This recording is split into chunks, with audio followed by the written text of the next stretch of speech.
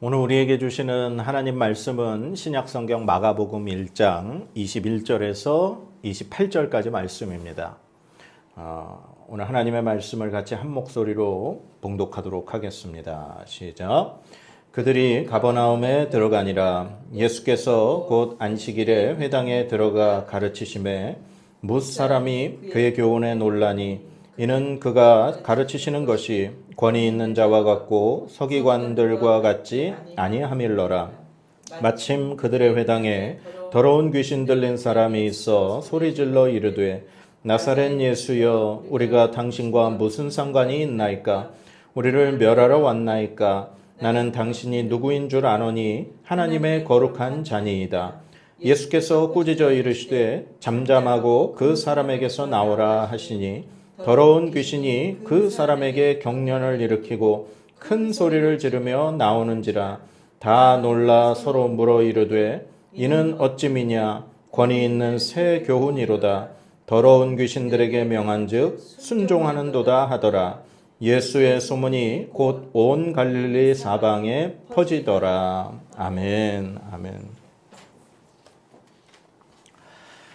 오늘도 귀한 말씀의 자리에 나오신 여러분들을 주의 이름으로 환영하고 축복합니다. 하나님은 여러분을 사랑하십니다. 오늘도 하나님의 말씀으로 여러분들에게 큰 위로와 큰 사랑이 하나님의 그 모든 것들이 여러분에게 전달되어지기를 간절히 축복합니다. 오늘 본문 말씀은 예수님께서 이제 가버나움에 가셔서 그곳에 이제 회당에 가셔가지고 말씀을 가르치신 그런 이야기입니다.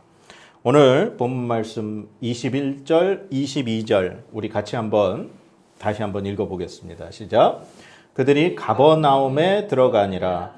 예수께서 곧 안식일에 회당에 들어가 가르치심에 뭇 사람이 그의 교훈에 놀라니 이는 그가 가르치시는 것이 권위 있는 자와 같고 서기관들과 같지 아니함일러라. 아멘. 예. 이 가버나움이라고 하는 동네는 예수님께서 거의 주 무대로 활동하셨던 곳이 가버나움이라는 데예요. 이 가버나움은 이제 갈릴리 그 호수의 북쪽에 위치한 도시입니다. 그런데 이 고고학자들에 의해서 이 가버나움 이 지역에 사람이 살던 주거 지역 터와 오늘 성경에 등장하는 이 회당의 장소가 고고학자들에 의해서 이제 발견이 돼서 성지순례를 가보면은 거기에 이제 가버나움 회당 자리가 이렇게 만들어져 있습니다. 그리고 베드로 장로의 그 집도 그렇게 복원을 해놔서 만들어 놨고 그렇게 돼 있어요. 그런데 이 가버나움이라고 하는 도시는 예수님 당시에도 굉장히 경제적으로 활성화된 큰 대도시였습니다. 그 어촌 마을 중에서도 굉장히 큰 도시에 속한 곳이었어요. 그래서 성경에 이 가버나움에 이제 백부장의 이야기도 나옵니다. 이 백부장이라고 하면은 로마의 군인이거든요. 100명의 군대를 거느린 대장. 그러니까 로마에서 군인을 주둔시킬 정도였으면은 그 도시의 규모가 굉장히 컸다라는 거예요. 왜냐하면은 작은 소도시에 그 백부장의 군대를 주둔시키지는 않으니까 말이죠. 그리고 이제 거기에 어업이 활성화된 도시였기 때문에 사람들도 많았고 굉장히 큰 도시가 바로 이 가버나움이라고 하는 곳이었다라는 겁니다. 그런데 오늘 이제 성경에 보면은 그곳에 예수님께서 안식일에 회당에 가셨다는 얘기가 나오는 거예요. 이 회당이라고 하는 것은 오늘날로 우리가 쉽게 얘기하면은 우리가 예배드리는 이 교회당, 예배당 건물을 우리가 회당이라고 생각을 하면 됩니다. 유대인들에게 있어서 회당은 바로 그들이 하나님 앞에 예배드리는 장소가 회당이에요. 그런데 이 회당이 이렇게 만들어지게 된 그 배경이 있는데 거의 모든 학자들이 다 의견을 일치하는 것이 바로 이스라엘 백성들이 이제 바벨론 포로로 잡혀가서 지내던 그 시기에 바로 회당이 만들어지게 된 것이다라고 그렇게 이야기들을 합니다. 왜냐하면 이스라엘 백성들은 이 성전, 예루살렘의 성전을 중심으로 신앙생활을 했던 사람들이죠. 그런데 이 바벨론에 의해서 나라가 완전히 멸망을 하고 성전이 다 파괴가 되면서 모든 사람들이 이제 흩어지게 되고 이제 바벨론으로 포로로 잡혀가서 70년 동안 그곳에서 포로 생활을 하게 됩니다. 그러니까 이스라엘 백성들이 더 이상은 하나님 앞에 뭐 제사를 드릴 수 있는 방법도 없었고 하나님의 말씀인 그 모세오경, 구약 성경의 말씀을 들을 수 있을 수도 없었어요. 그래서 이 유대인들은 안식일을 반드시 지켜야 했기 때문에 안식일 날 그들이 모여서 하나님의 말씀을 나누고 아이들에게, 자녀들에게 그 하나님의 말씀, 율법을 가르치는 그 기능을 감당했던 것이 바로 회당이라는 곳입니다. 그래서 유대인들은 유대인 남자 10명만 모일 수 있는 곳이면 회당이 만들어졌다 그래요. 그러니까 예수님 당시에도 굉장히 많은 회당이 존재했다라는 겁니다. 그런데 이제 각 지역마다 이제 안식일 날 회당에 모여야 되니까 그 회당이 이제 건물을 또 갖추고 있겠죠. 그래서 그 성지 순례를 가보면은 그 가버나움 회당을 복원해 놓은 그림으로 이렇게 그려놓은 이 안내 표지판이 있을 정도예요. 그러면 그 가버나움 회당의 모습을 보면 2층으로 된 건물인데 굉장히 건물이 큰 규모로 그렇게 추정을 하고 있습니다. 그러니까 많은 사람들이 모였다는 거예요. 그리고 이제 뭐 동네 사람들이 적은 곳에는 적은 사람들이 모이는 그런 회당이 있겠죠. 그래서 이 회당과 관련된 어떤 직종의 사람이 성경에 보면은 두 종류의 사람이 나오는데 바로 회당을 대표하는 회당장이라는 사람이에요. 왜 성경에 보면은 야이로의 딸 회당장 야이로라는 그 야이로라는 사람이 한 회당의 대표라는 겁니다. 그 회당장이라는 사람이 존재하고 그 다음에 안식일 날 이 남자들이 모여서 그곳에서 율법, 하나님의 구약의 말씀을 가르치고 설명해주는 그런 지도자가 있는데 그게 바로 서기관이라는 사람이에요.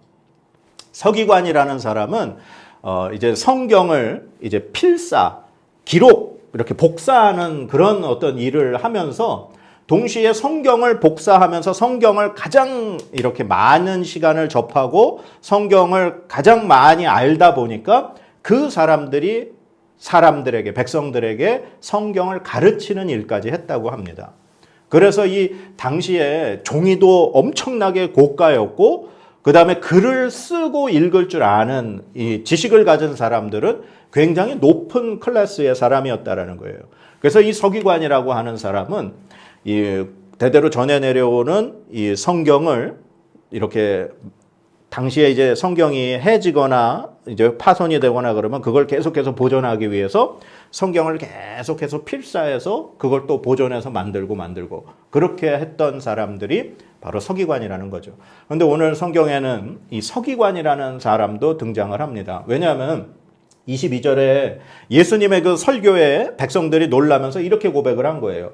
못 사람이 그의 교훈에 논란이 이는 그가 가르치시는 것이 권위 있는 자와 같고 서기관들과 같지 아니함일러라. 네.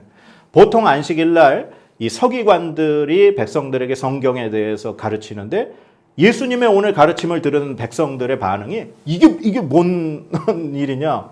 이 서기관들이 우리들에게 그동안 가르쳐줬던 성경의 내용과 이거 완전히 어떻게 보면 새로운 교훈이다라고서 백성들이 굉장히 놀라는 장면이 나온다라는 겁니다. 그래서 이 회당이라고 하는 곳에는 이제 안식일 날 백성들이 모여서 하나님 앞에 예배를 드리는 기능을 감당을 했고 그 다음에 어린 자녀들에게 그들이 하나님의 선택받은 백성, 선민이고 그리고 하나님의 그 율법을 지켜야만 하기 때문에 자녀들에게 하나님의 말씀을 가르치는 학교와 같은 역할을 감당했던 곳이 회당이고 그리고 많은 사람들이 모임을 가질 수 있는 모임의 장소로서 그렇게 회당은 그러한 세 가지의 기능을 감당했다라고 하는 장소예요. 그런데 오늘 예수님께서 안식일에 그 가버나움 큰 회당에 들어가셔서 말씀을 가르치셨다는 거예요. 그런데 예수님의 고향은 나사렛입니다. 예수님은 나사렛에서 자라나셨고 예수님은 거의 모든 생애를 나사렛에서 보내셨어요. 그리고 예수님은 이제 세례 요한에게 세례 받으시고 그 다음에 이제 공생애를 시작을 하시면서 예수님은 이제 제자들과 함께 가버나움에 가신 건데 이 가버나움 회당에 들어가셨을 때 자기 고향이 아닌 자기 터전이 아닌 곳에 가셨는데 그곳에서 예수님이 가르치셨다는 거예요. 쉽게 얘기하면 오늘 우리 교회에 웬 처음 보는 낯선 사람이 왔는데 그 사람에게 이 설교 자리에 자리를 내어준다. 이게 가능할까요? 말이 안 되는 얘기죠. 전혀 알지도 못하는 사람에게 설교를 듣는다. 이거는 말이 안 되는 얘기예요. 근데 제가 지난주에도 말씀을 드렸지만 이미 예수님께서 세례를 받으시고 그리고 유대 지역에서 활동하시고 갈릴리까지 오시기까지 이 제자들을 선택하시기까지 약 1년 정도의 시간을 보내시면서 많은 기적들도 행하시고 많은 가르침을 가르치셨다라고 성경에 기록되어 있다고 얘기했습니다. 그게 바로 다시 한번 보면 누가복음 4장 14절 15절인데 예수께서 성령의 능력으로 갈릴리에 돌아가시니 그 소문이 사방에 퍼졌고 친히 그 여러 회당에서 가르치심에 뭇 사람에게 칭송을 받으시더라. 아멘. 그러니까 예수님이 이미 다른 지역들의 회당들에서 이미 설교를 하시면서 예수님에 대한 소문이 갈릴리 인근에는 이미 다 퍼져 있었던 거예요. 그래서 예수님이 오늘 가버나움 회당에 가셨을 때 그곳에서 예수님에 대한 소문을 들었기 때문에 예수님에게 그 가르침의 자리를 내어드렸다라고 그렇게 볼 수 있는 겁니다. 그래서 예수님께서 이 하나님의 말씀을 가르치시는데 사람들이 완전히 다 놀라게 된 거죠. 예수님의 그 가르치심에. 우리가 책을 읽다가 혹은 어떤 그 영화를 보다가 가끔 이해가 안 되는 부분이 있어요. 저게 왜 저렇지? 라고 이해가 쉽게 안 되는 부분이 분명히 있을 수 있습니다. 더군다나 이제 책 같은 것을 보다가 이게 도대체 무슨 뜻일까? 이해가 안 되는 부분이 있어요. 그러면 그 부분을 가장 잘 우리에게 설명해 줄 수 있는 사람이 누굴까요? 그렇죠. 책이라면은 그 책을 쓴 작가가 그 이해 안 되는 부분에 대해서 가장 잘 설명해 줄 수 있을 겁니다. 영화라면은 그 영화를 만든 감독이 그 우리가 이해 못하는 부분을 물어보면 가장 잘 설명을 해주겠죠. 성경은 하나님의 말씀입니다. 그 하나님의 말씀을 가장 잘 설명해 주실 수 있는 분은 하나님이시겠죠. 바로 예수 그리스도, 하나님의 아들이시고 하나님이신 그분, 말씀이신 그분이 성경에 대해서 가르쳐 주시니 사람들이 놀랄 수밖에 없었겠죠. 그 말씀이신 그분이 하나님의 말씀을 가르쳐 주셨더니 백성들이 놀라고 감탄했던 겁니다. 이 얼마나 새로운 말씀이냐. 근데 그날 그 시간에 놀라운 사건이 하나 벌어지는데 바로 귀신 들린 사람이 고침받는 사건이 벌어지게 됩니다. 자, 23절, 24절 말씀 한번 읽어보겠습니다. 시작. 마침 그들의 회당에 더러운 귀신 들린 사람이 있어 소리질러 이르되 나사렛 예수여 우리가 당신과 무슨 상관이 있나이까? 우리를 멸하러 왔나이까? 나는 당신이 누구인 줄 아노니 하나님의 거룩한 자니이다. 아멘. 그 회당에 지금 안식일에 모여서 말씀을 듣는 사람 중에 귀신 들린 사람이 한 명 있었던 거예요. 그 사람이 예수님의 그 가르치심을 듣는 가운데 갑자기 이제 어떻게 보면 발작을 일으킨 거죠. 나사렛 예수여, 우리를 멸하러 왔나이까? 나는 당신이 누군 줄 압니다 하면서 막 지금 막 소란을 피우고 난리가 난 거예요. 혹시 귀신 들린 사람 본 적 있으세요? 아마 쉽게 만날 수 있지는 않죠. 근데 저는 옛날에 중고등학교 시절에 이제 기도원 집회 막 다니고 그랬을 때 그 기도원 집회 때 귀신 들린 사람을 본 적이 몇 번 있습니다. 그래서 보통 이제 그 강사가 이제 설교를 하고 이제 같이 막 통성 기도를 하고 그 다음에 이제 안수 기도를 이렇게 해주는 시간이 있어요. 그러면 그때 이제 가끔 이제 귀신 들린 사람을 같이 데리고 온 사람들이 이제 강사가 그 사람에게 안수 기도를 하면은 주변에서 같이 그 사람을 위해서 이제 중보 기도를 하면서 강사가 막 안수 기도를 합니다. 그러면 그 귀신 들린 분이 막 알 수 없는 이상한 큰 소리를 내면서 막 발작을 일으키는 모습을 본 적이 있어요. 그러다가 이제 기도를 받고 잠잠해지는 그런 경우도 있고 혹은 기도를 받는데도 막 더 날뛰는 사람들도 있고 다양합니다. 그런데 이 귀신 들린 사람이 그 지금 예수님의 말씀을 듣자 자신의 모든 것들을 이렇게 다 드러내면서 막 예수님한테 지금 소리를 치면서 지금 자신의 존재를 드러내고 난리가 난 거죠. 지금 이제 우리가 이제 코로나 시대를 살면서 이 코로나 걸리지 않기 위해서 우리가 굉장히 노력을 많이 합니다. 뭐 지금 요즘에도 지금 몇천 명씩 굉장히 많은 코로나 환자들이 발생을 하고 있는데 코로나에 걸리고 싶어서 걸리는 사람은 사실 없겠죠. 그래서 우리가 그 병에 걸리지 않기 위해서 뭐 코로나뿐만 아니라 우리가 살면서 어떠한 질병이라도 걸리지 않기 위해서 우리가 많이 노력을 합니다. 우리가 이제 코로나를 예방하기 위해서 마스크도 지금 2년이 넘게 쓰고 다니고 손도 늘 깨끗하게 씻고 그리고 사람 많이 있는 곳에 웬만하면 피하고 그 국가에서 지금 방역 대책이라고 우리에게 지침 주는 것들을 지키면서 살려고 노력을 하는 거죠. 다 그 모든 것이 이제 병에 걸리지 않기 위한 노력입니다. 우리가 또 살면서 뭐 다이어트를 한다거나 아니면 운동을 열심히 한다거나 뭐 음식을 조절하고 우리가 이렇게 건강을 관리를 하는 이유들은 다 병에 걸리지 않고 건강한 몸으로 오래 살기 위한 그러한 노력들이죠. 사람이 원해서 병에 걸리는 사람은 그 어느 누구도 없을 거예요. 그런데 사실 이제 병 같은 거는 걸리면 우리가 병원에서 치료를 받게 되죠. 뭐 코로나도 지금 이제 먹는 치료제도 거의 이제 나와서 먹고 있고 우리가 뭐 다른 일반 암에 걸린다 그러면은 그 병원에서 수술을 통해서 그 아픈 부위를 치료를 하고 그렇게 고쳐 나갑니다. 우리가 스스로 또한 어떤 다른 기관의 의료기관의 도움을 통해서 우리가 해결할 수 있는 부분들이 분명히 있어요. 그런데 오늘 이 귀신 들린 사람과 같이 우리 스스로의 힘으로 해결할 수 없는 부분들이 있다는 겁니다. 이 귀신이 들렸다라고 하는 것은 어떤 육체의 질병적인 부분이 아니라 영적인 문제라는 거예요. 이 귀신이 들린 사람은 본인이 귀신 들리고 싶다고 해서 귀신 들린 게 아니라는 거죠. 물론 뭐 우리나라 그 무속인들 중에 본인들이 신을 받아들여 접신을 해가지고 그것으로 이렇게 살아가는 사람들은 있긴 있습니다. 정말 그런 사람들은 특별한 사람들이고 내가 막 이상한 행동을 하는 그런 악한 영에 사로잡히고 싶어 하는 사람은 분명히 없겠죠. 그런데 오늘 이 가버나움 회당에 귀신 들린 사람, 이 사람 당사자 역시도 굉장히 힘든 삶을 분명히 살았다고 생각을 합니다.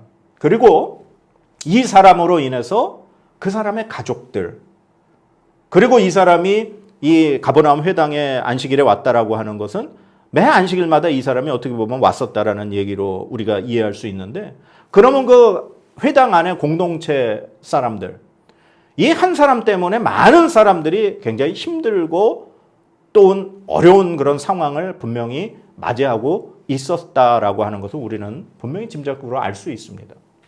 왜 옛말에 집안에 환자 한 명이 있어도 집안 식구들이 다 힘들다라고 그렇게 얘기를 합니다.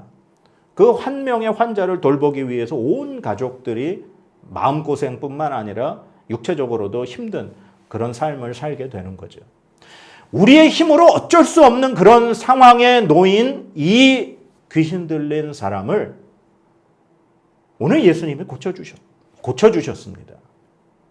오늘 본문 말씀 25절, 26절 우리 한번 읽어보겠습니다. 시작. 예수께서 꾸짖어 이르시되 잠잠하고 그 사람에게서 나오라 하시니 더러운 귀신이 그 사람에게 경련을 일으키고 큰 소리를 지르며 나오는지라. 아멘. 오늘 이 귀신 들린 사람이 막 소리를 지르면서 우리를 멸하러 왔습니까? 이거는 이 사람의 얘기가 아닌 그 사람 속 안에 있는 귀신이 하는 얘기예요. 악한 어둠의 영들이 하나님의 아들이신 그 예수 그리스도를 바라보면서 본인들이 그냥 벌벌벌 떨면서 예수야 우리를 멸하러 왔습니까? 하고서 자신들이 두려움에 외치는 소리였습니다. 캄캄한 방 안에 자그마한 촛불 하나만 밝혀도 어둠은 물러가게 돼 있습니다. 그런데 환한 빛의 창조자이시며 빛의 근원이신 바로 예수 그리스도께서 가버나움 회당에 오시니까 악한 어둠의 영이었던 그 귀신 들린 자 속에 있는 그 귀신들은 있을 수가 없었던 거예요. 그래서 결국 예수님께서 그 사람에게 꾸짖으면서 잠잠하라, 그리고 그 사람에게서 나와라. 예수님이 단 두 마디를 하십니다. 잠잠해라, 나와라. 그러자 귀신이 소리를 지르며 그 사람을 거꾸로 뜨리면서 그 사람에게서 나가게 된 거죠. 예수님의 그 말씀으로 인해서 귀신 들린 사람은 회복이 되었고, 그 사람의 삶은 정상으로 회복되어 그 사람뿐만 아니라 가족과 그 회당 구성원들 모두에게 기쁨이 되는 사건이 오늘 바로 이 이야기입니다. 우리의 힘으로 어쩔 수 없는 문제, 제가 분명히 말씀을 드렸습니다. 이 귀신 들린 사람 본인이 이 귀신이 들리고 싶어서 절대 들리지 않았을 거예요. 우리가 이 세상을 살면서 절대로 우리의 힘으로 할 수 없는 것들이 저는 가장 크게 딱 두 가지가 있다고 생각을 합니다. 첫 번째는 자녀들이에요. 부모된 분들이시라면 다 공감을 하실 겁니다. 아무리 잔소리를 하고 아무리 이야기를 타일르고 얘기를 해도 듣지 않는 게 자녀예요. 글쎄 모르겠습니다. 어떤 가정의 자녀들은 정말 순종적으로 부모님의 말씀을 잘 듣고 순종하는 자녀들도 있겠죠. 그런데 저희 집뿐만 아니라 제가 아는 많은 분들의 가정의 자녀들은 잘 부모님 말씀을 안 듣는 것 같아요. 자녀만큼은 정말 우리의 뜻대로 안 되는 것 같습니다. 이 자녀의 문제는 우리 스스로 해결할 수 없는 그런 가장 큰 문제인 것 같아요. 그리고 두 번째는 바로 중독이라고 하는 문제입니다. 제가 지금 무겁게 단어를 선택해서 중독이지 가볍게 단어를 선택한다면 습관이라고도 말할 수 있을 겁니다. 도박이라든가 아니면 술, 담배, 아니면 음란한 그런 동영상을 본다는 그런 것들은 어떤 중독의 범위에 들어갈 수 있을 수도 있고요. 습관이라고 얘기하면 가장 쉽게 표현을 한다면 하나님이 기뻐하시지 않는 내가 가지고 있는 행동들, 고쳐지지 않는, 그게 습관이라고 얘기할 수 있을 겁니다. 그런데 이러한 것들이 어떻게 보면 우리 스스로 해결하기 힘든 부분이라고 생각을 합니다. 아무리 고치려고 해도 잘 안 고쳐지는 부분들이 있어요. 아무리 노력해도 안 되는 부분들이 있어요. 어떤 내 의지를 가지고 하려고 하는데도 안 되는 부분들이 분명히 우리의 삶 가운데, 우리의 가정 가운데, 그리고 우리의 자녀들의 문제 가운데 있다라는 겁니다. 그런데 그 문제를 해결할 수 있는 방법은 오직 단 하나, 바로 주님이 오셔야만 가능한 겁니다. 오늘 가버나움 회당에 예수님이 오셔서 그곳에서 하나님의 말씀을 가르치실 때 그곳에서 말씀을 듣고 있던 귀신 들린 자가 고침받는 놀라운 역사가 일어났습니다. 우리의 자녀들이 가지고 있는 문제들을 부모인 우리가 해결할 수가 없어요. 우리가 할 수 있는 일이라곤 하나님의 아들이신 그 예수 그리스도께서 우리의 자녀를 만나주시는 것뿐입니다. 우리의 자녀는 더 이상 우리의 소유가 아니고 우리의 자녀가 아닌 하나님의 자녀, 예수 그리스도를 만나고 구원받아야 될 하나의 인격체로 우리가 인정을 하고 그 영혼을 위해서 주님께서 그 영혼을 만나주시고 이끌어주시기를 기도하는 것밖에 없습니다. 예수님이 우리의 자녀들을 찾아와 주시고 우리의 자녀들을 만나주시고 우리 자녀들에게 말씀해 주셔야 우리가 가지고 있는 자녀의 문제는 해결될 수 있는 것입니다. 우리가 해결할 수 없을 것 같은 우리가 가지고 있는 중독의 문제들, 죄악된 습관의 문제들, 이 모든 것들은 우리가 할 수 없다고 생각을 할 뿐만 아니라 그 해결할 수 있는 방법은 오직 예수님이 우리의 중심 가운데, 우리의 삶 가운데 오셔야만 가능한 줄로 믿습니다. 예수님이 오늘 가버나움 회당에서 그 악한 어둠의 영들을 물리쳐 주셨던 것은 이 가버나움 회당에서만 일어날 수 있는 일이 아닌 우리의 삶 가운데도 분명히 일어날 수 있는 일인 줄로 믿습니다. 예수님이 이 땅에 오신 사건은, 예수님이 이 땅에 오신 목적은 악한 어둠의 세력들을 물리치시고 악한 영들에 의해 억눌리고 포로된 자들을 자유케 하시기 위함인 줄로 믿습니다.